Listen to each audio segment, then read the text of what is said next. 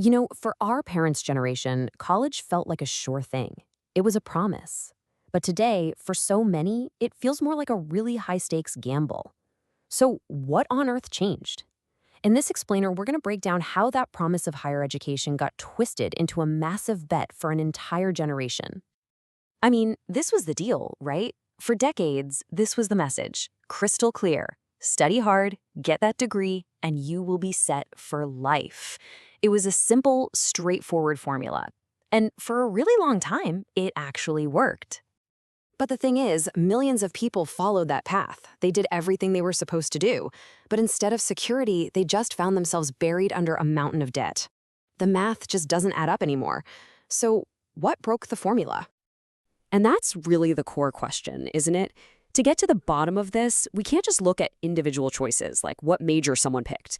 We have to look at the system itself, because that's where the real shift happened.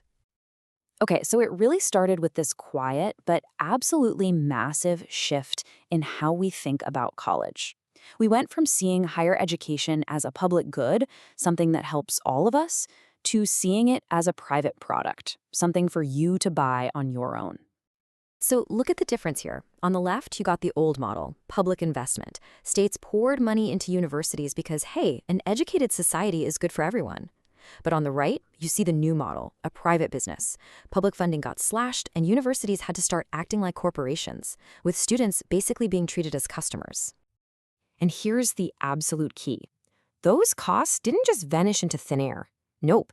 As states pulled back their funding, that entire financial burden was just transferred directly onto the shoulders of students and their families, and it showed up as skyrocketing tuition.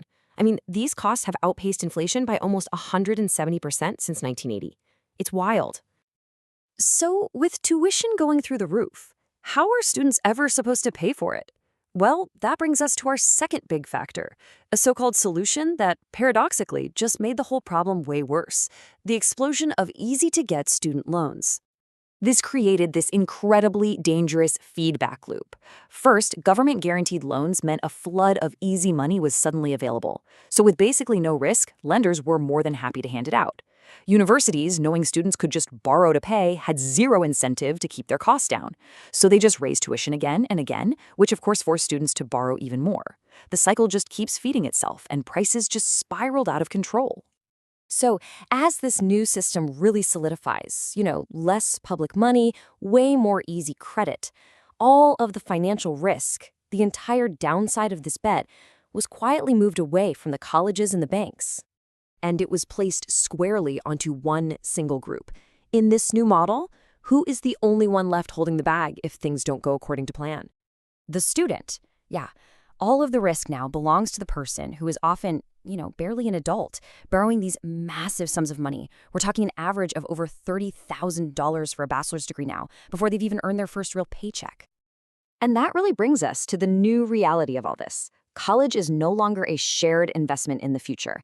It has become a profound and, frankly, a terrifying individual gamble. And here's the absolute heart of the gamble. The money only flows in one direction. It doesn't matter if a student succeeds or fails after graduation. The university already got its tuition.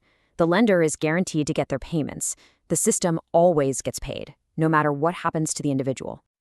And look, this isn't just some abstract financial idea. This debt literally reshapes people's lives in very real ways. It decides if you can buy a home, what kind of job you can even afford to take, whether you can take a chance on starting your own business. And the real irony is that a system that was designed to create opportunity often ends up choking it, forcing people to be more risk-averse, to live a less ambitious life. And what's the story we tell when the gamble doesn't pay off? Well, it's almost always a story of personal failure. Oh, you chose the wrong major.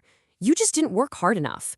The blame is always put on the individual, which cleverly distracts from the flaws in the system itself. So maybe the most important takeaway from all of this is a mental shift. It's about moving away from the self-blame that this system is almost designed to create and moving toward a really clear-eyed understanding of how it actually works. So instead of asking, what's wrong with me, we need to start asking, how is this system designed? Who carries the risk here, and who's really benefiting? Just asking the right question can change everything. Now, let's be really clear. Understanding the mechanics of this system doesn't magically make the debt disappear, but it does do something incredibly powerful. It lifts that heavy fog of shame and confusion. It lets you see the external forces that have been at play the whole time. Ultimately, it really just comes down to this. When you finally understand that you've been playing a game where the risk was systematically shifted onto you from the very beginning, you can stop blaming yourself for the outcome. You stop fighting yourself, and you can start dealing with the reality you're actually in. And that clarity, that is the first and most important step forward.